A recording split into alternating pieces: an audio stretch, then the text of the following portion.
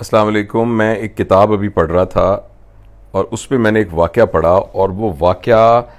اتنا زیادہ دل پر اثر کرنے والا تھا کہ مجھ سے رہا نہیں گیا اور میں نے سوچا کہ میں دوستوں کے ساتھ ابھی شیئر کروں۔ ہوا یہ کہ حضرت ابو ذر غفاری رضی اللہ تعالیٰ عنہ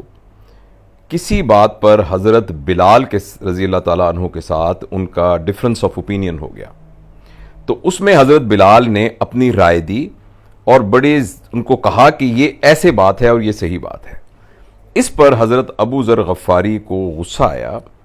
اور انہوں نے ایک فکرہ ان کے منہ سے نکل گیا۔ انہوں نے کہا، اے کالی کلوٹی ماں کے بیٹے، اب تو ہمیں سمجھائے گا؟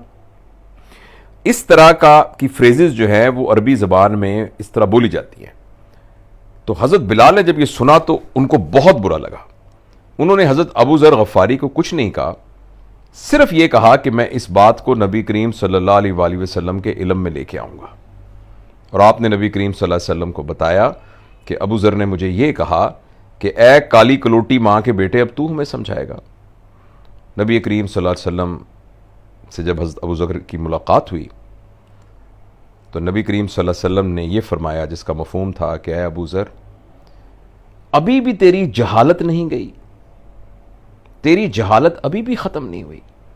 نبی کریم صلی اللہ علیہ وسلم کے منہ سے صرف اتنا سننا تھا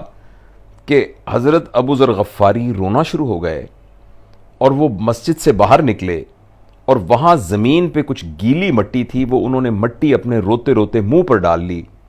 اور وہ باہر بیٹھ گئے اور انتظار کرتے رہے کہ جب حضرت بلال وہاں سے اٹھ کے آئیں گے۔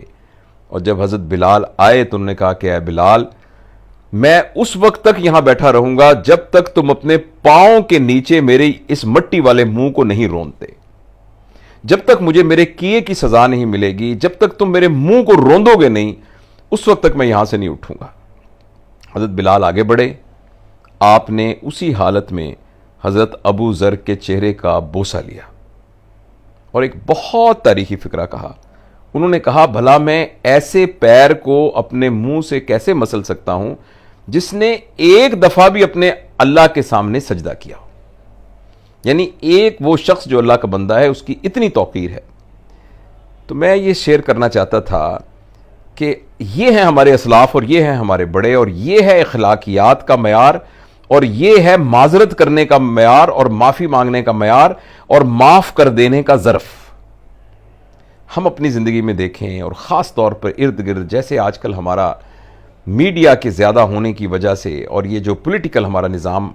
ہے، اور جس میں ایک دوسرے کی ٹانگیں کھینچنا اور ایک دوسرے کے خلاف بد کلامی کرنا،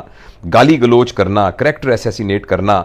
آپ دیکھیے کہ کتنا زیادہ نامناسب ہے اور کس قدر اپنے اسلاف کی تعلیمات سے انحراف ہے۔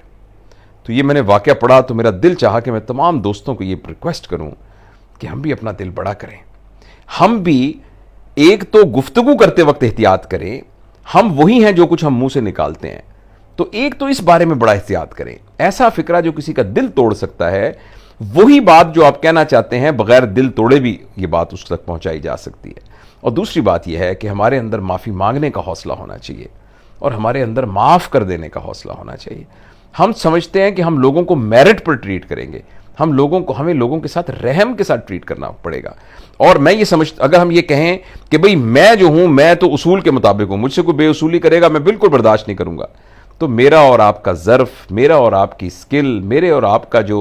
معیار ہے وہ تو پرکھا ہی اس بات پہ جائے گا کہ جو اچھا نہیں تھا اس کے ساتھ ہم نے کیسا سلوک کیا۔ تو یہ بات میں آپ کے ساتھ شیئر کرنا چاہتا تھا۔